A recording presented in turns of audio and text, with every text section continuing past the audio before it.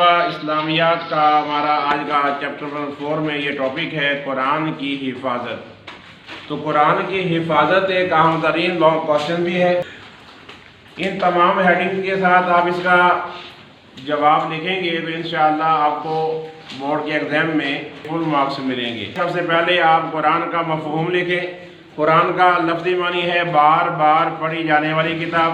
قرآن کا اصطلاحی معنی یہ ہے کہ یہ آخری الہامی کتاب ہے جو اللہ تعالیٰ نے اپنے آخری پیغمبر حضرت محمد صلی اللہ علیہ وآلہ وسلم پر تقریباً 23 سال کے عرصے میں حالات و ضرورت کے پیش نظر عربی زبان میں نازل فرمائی، اور یہ کتاب قیامت تک کے تمام انسانوں کے لیے رشد و ہدایت کا دائمی ذریعہ ہے۔ اس کے بعد محفوظ ترین کتاب یہ حدیث ہے، اور یہاں لکھیں کہ اللہ تعالیٰ نے قرآن پاک کی حفاظت کا ذمہ لیا ہے، لہذا یہ تمام الہامی کتابوں میں سے محفوظ ترین کتاب ہے۔ اس کتاب میں نہ کوئی تبدیلی ہوئی ہے نہ قیامت تک ہو سکے گی۔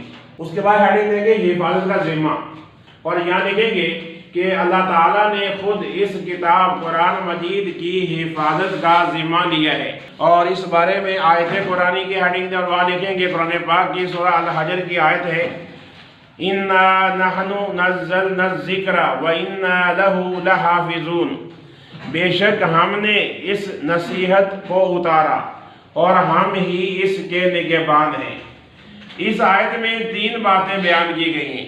ایک ہے کہ یہ کتاب عظیم ہے، یہ ایک اہم ترین کتاب ہے۔ اس کتاب میں اللہ تعالیٰ کے احکامات درج ہے، تو یوں یہ ایک معمولی درجے کی کتاب نہیں ہے، بلکہ سب سے بلند و بالا ہستی جو ساری قوتوں کا مالک ہے، انسانوں کی رہنمائی کے لیے اس اللہ نے اس کو نازل فرمایا۔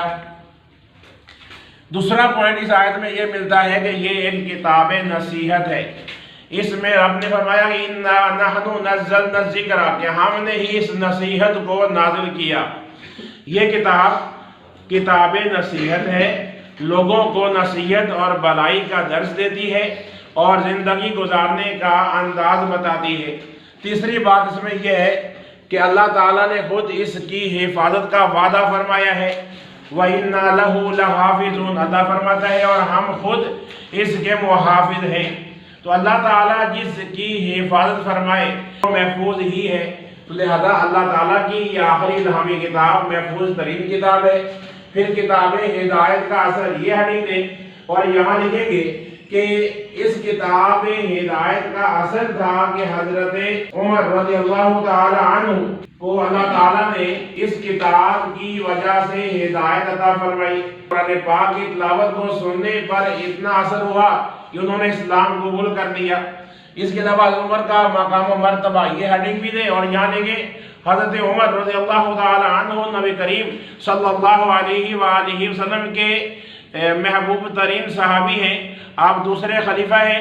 پھر قطع و برید سے پاک کتاب یہ ہیڈنگ دے، اور یہاں لکھیں گے اس کی جتنی بھی آیات ہیں وہ سب محفوظ ہیں، اور جتنے بھی زمانے گزرے، جتنی بھی حکومتیں آئیں، اس کتاب میں کوئی تبدیلی نہیں ہوئی اور اس میں کسی نے کوئی گڑبڑ نہیں کی، کیونکہ یہ اللہ تعالیٰ کی طرف سے محفوظ ترین کتاب ہے، برخلاف دوسری الہامی کتابوں کے کہ پہلی الہامی کتابیں اپنی اصلی حالت میں محفوظ نہیں ہیں، بلکہ وہ جس زبان میں نازل ہوئی تھی وہ زبان عبرانی یا سریانی زبان میں دنیا میں بولی نہیں جاتی، لیکن قرآن کی حفاظت کا چونکہ اللہ نے ذمہ لیا ہے، اس کی زبان فصاحت و بلاغت اصول اور احکام اپنی جگہ قائم ہے، لہذا جتنا زمانہ گزرے، جتنی صدیاں گزری، اس کتاب میں کوئی تبدیلی نہیں ہوئی اور نہ قیامت تک ہوگی، کیونکہ اللہ تعالیٰ نے اس کی حفاظت کا وعدہ کیا ہے، اور یہ وعدہ الہی حیرت انگیز طریقے سے پورا ہوتا نظر آ رہا ہے۔ پھر نبی اکرم صلی اللہ علیہ وسلم کی کاوش یہ حدیث ہے، اور یہاں پر یہ لکھیں کہ رسول اکرم صلی اللہ علیہ وآلہ وسلم قرآن پاک کو سنتے، قرآن پاک کی آیات جب جبرائیل لے کر آتے تو وحی کے آغاز، وحی کے سننے پر آپ بہت زیادہ کوشش کرتے کہ اللہ تعالیٰ کے کلام، رب تعالیٰ کی آیات کو اچھی طرح سن کے سمجھ لیا جائے، یاد کر لیا جائے، کہیں یہ قرآن مجھے بھول نہ جائے۔ یہ ایک آپ کے دل میں خدشہ تھا، تو رب تعالیٰ نے اس بارے میں آیات نازل فرمائیں، جیسے کہ اگلی آیات قرآن کی ہیڈنگ دے اور یہ بک بھی آیات لکھی ہیں، لا تحرک بہ لسانک لتعجل بہ۔ اللہ تعالیٰ فرماتا ہے کہ آپ اس وحی کو جلد جلد یاد کرنے کے لیے اپنی زبان کو حرکت نہ دیں۔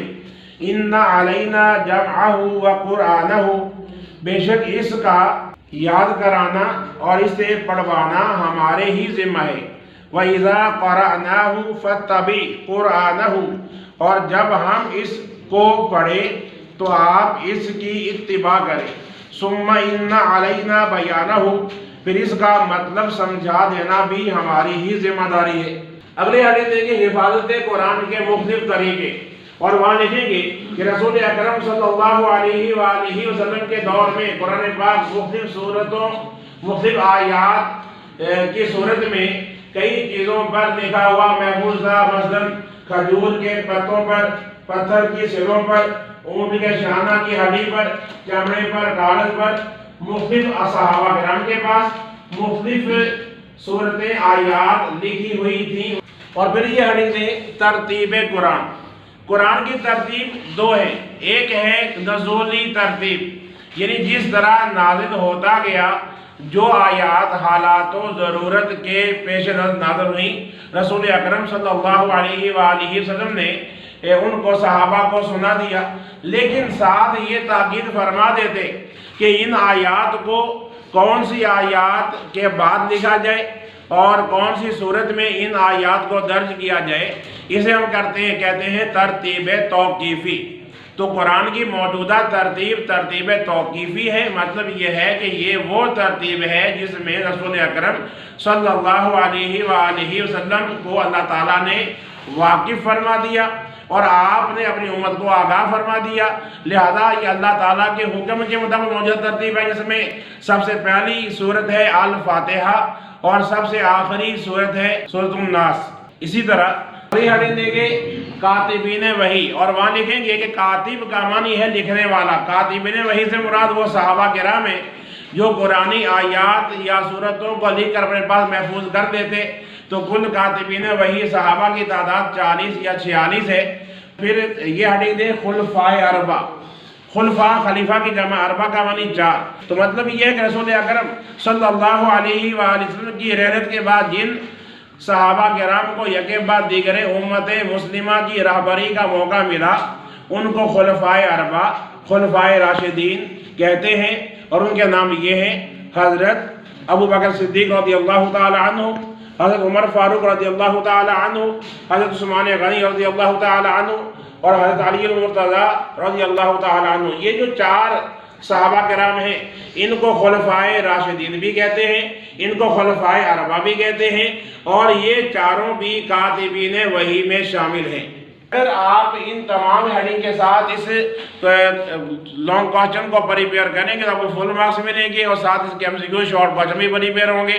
بہرحال جی، آج کا لیکچر یہاں اپنے اختتام کو پہنچا۔ آپ کے تعاون کا شکریہ۔ السلام علیکم۔ آپ سے گزارش ہے کہ نیکی کے کام میں تعاون کیجئے، ہمارے چینل کو سبسکرائب کیجئے، دیکھتے رہیے فیضان اسلامیات اسلامک چینل۔